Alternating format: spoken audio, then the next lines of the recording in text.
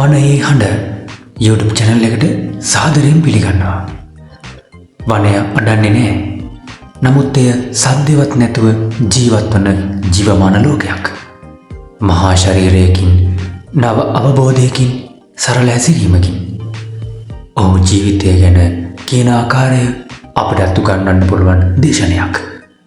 ඒ ලෝකයේ නිහතමානී නමුත් විශාලතම පදිංචිකරුවා තමයි අලියා.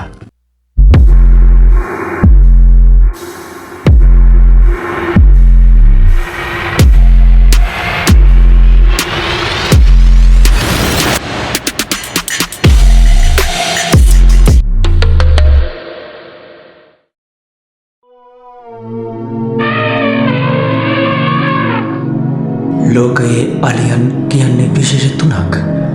අප්‍රිකාවේ සවානා අලියා විශාලතම වර්ගයේ අලියෙක්. අප්‍රිකා වනාන්තර අලියා තරමක් ගොඩයි.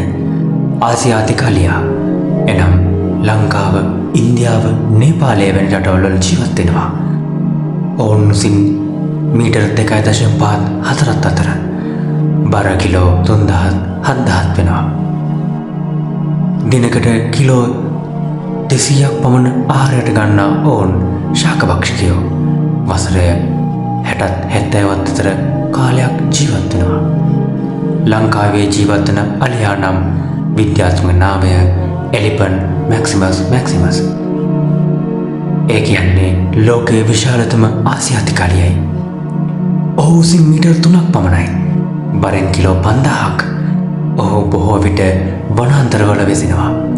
ඔහුගේ ජීවිතය පවුලක් අතරින් පවතින සංසුන් සංසිද්ධියක්.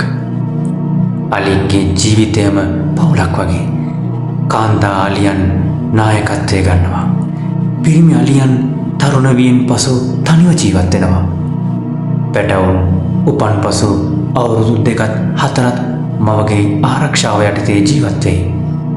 ඔවුන් කොළ වර්ග, පළතුරු වර්ග, ගස්වල පොතු, වතුර දිනකට ආහාර කිලෝ 150-200 අතර ගන්නවා. අලි පැටියෙකු උපන්නේ මාස 22ක් ගර්භාෂයකින් පසුවයි. සත්ත්ව ලෝකයේ දීර්ඝම ගර්භාෂ කාලයයි. උපන් පැටියෙක් බරින් කිලෝ 100ක් පමණයි.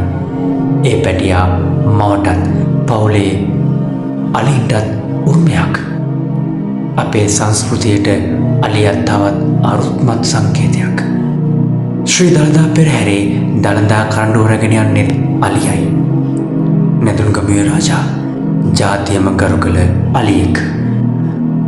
අලියා අපේ කලාවෙත් සිතුවම්වලත් කවිවලත් විශ්වාසවලින් පිරුණු ඉතා සංසිද්ධියක්. නමුත් අද අලියාගේ ජීවිතය අභියෝගයක්. වනාන්තර විනාශ කරලා, අලියන්ගේ මාර්ග අවහිර කරලා, ආහාර සෙවීම, ගම්වලට ඇතුල්වීම, විදුලි වැට ගැසීම්, මිනිස් ආක්‍රමණ, අලියන්ගේ ජීවිතත් මිනිසුන්ගේ ජීවිතත් තර්ජන ලක් වෙලා. ඒත් විසඳුමක් තියෙනවා. අලියන්ට පැරණි මාර්ග ආපහු ලබා දීම, නිදහස ජීවත් විය හැකි ප්‍රදේශ තනා දීම, ගම්වල ජනතාව දැනුවත් කිරීම, අලියා පදනම් කරගත් සංචාරක ව්‍යාපාර හොඳ ආදාය මාර්ගයක් සහ ආරක්ෂාවක්. අපි අලියට ඉඩක් දෙමු. ඔහු වනයට සංසුන් හඬක්. අපිට පුළුවන් ඔවුන් ආරක්ෂා කරන්න. ලෝකයේ අලියන් පවා අඩු වෙලා දල සොරකම, වන විනාශය, අප්‍රිකාවේ, ආසියාවේ ඔවුන්ට අවශ්‍ය පරිසරය විනාශ වෙලා. අපි ලාංකිකයෝ ලෝකෙට පෙන්වමු කොහොමද සංසුන්ව ගෞරවයෙන් අලින්ට ජීවිතය දිය හැක්කේ කියලා. වනය තාමත් කතා කරනවා. අලිය තවමත් එහි හඬක්. එය ඇසීම අපේ වගකීමක්. අලියා, වනය, මිනිසා එකමුතු සංසුන් ජීවිතයක්. අපි හැමෝම එක්වෙමු. අලියෙක් නැති ලාංකික වනයක්. වනයක් නෙමෙයි. අලියන් ජීවත් වෙන ලෝකයක්. එය නව යුගයක ආරම්භයක්. අලියාගේ සංසුන් ගමන අපේ හදවතේ ආදරෙන් සුරකින්න තියෙන කතාවක්. අද ඒ කතාව අවසන් වෙයි. නමුත් වනය තවමත් කතා කරනවා. අපි ඇයුම්කම් දීගෙන ඉන්නවා.